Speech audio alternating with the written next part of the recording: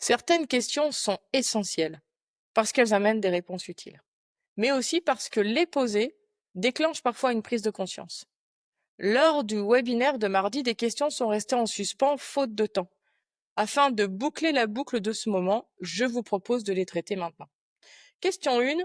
Quel mot je peux utiliser pour dire que je vais mal sans qu'on pense que je dramatise? Je répondrai à ça qu'il n'y a pas de bons mots, il y a juste des mots vrais. Parfois, dire je ne me sens plus à ma place ou j'ai besoin d'aide, je ne sais pas comment le dire autrement, peuvent suffire.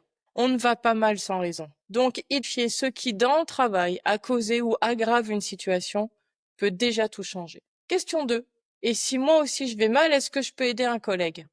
L'écoute ne demande pas d'être en pleine forme. Cependant, elle demande de poser ses limites. Aider, c'est être là, pas se sacrifier. Dans la souffrance au travail, il y a plusieurs façons d'aider. Être une oreille, une attention, une alerte.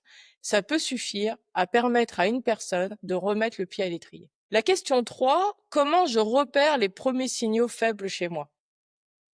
Tu le sens.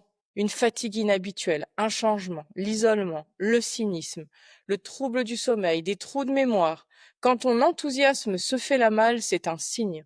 Et la perte du plaisir, d'envie en dit souvent très long sur notre état intérieur.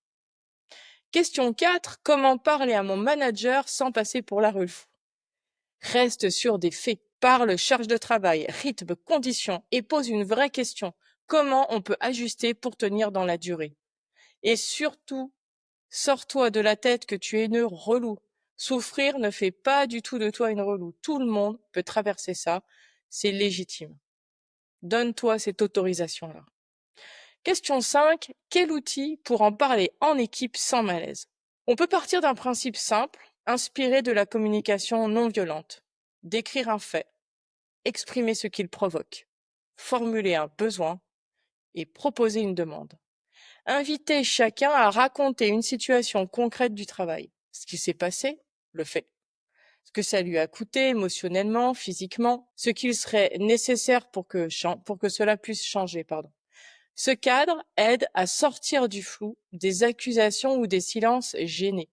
Et si aucun espace formel n'existe dans l'équipe, partez du travail réel, les tâches, les contraintes, les écarts entre ce qu'on demande et ce qu'on vit.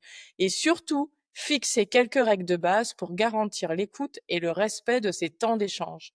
Parce que ces moments ne doivent jamais devenir un défouloir. La question 6, quand les arrêts s'enchaînent, est-ce que c'est trop tard? Alors non, ce n'est jamais trop tard pour réagir.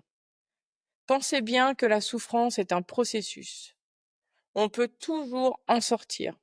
Il est vrai que des arrêts à répétition sont un signal d'alerte et peuvent venir compliquer la démarche. Ils invitent aussi à interroger l'organisation du travail, les irritants du quotidien et à remettre à plat ce qui compose réellement le travail. Prévenir, ce n'est pas compter les absents, c'est écouter avant que ça casse. Et enfin, la dernière question à laquelle je n'ai pas eu le temps de répondre mardi, et si ce n'est pas mon rôle? À ça, ma réponse va être assez claire. Si quelqu'un trébuche dans la rue, c'est le rôle de qui de l'aider? Alors ce n'est peut-être pas ton rôle, mais c'est peut-être tout simplement ton humanité, et ça suffit. Un simple je t'ai senti ailleurs, est-ce que ça va? Je m'inquiète pour toi, ma fameuse phrase. Ça renvoie à l'autre un je te vois, tu existes. Et ça, c'est une main tendue. Merci d'avoir posé toutes ces questions lors du chat. Ces questions, on se les pose souvent tous. Le problème, c'est qu'on y répond rarement à haute voix. Et pourtant, c'est souvent là que tout commence. Merci à tous. Passez une excellente journée.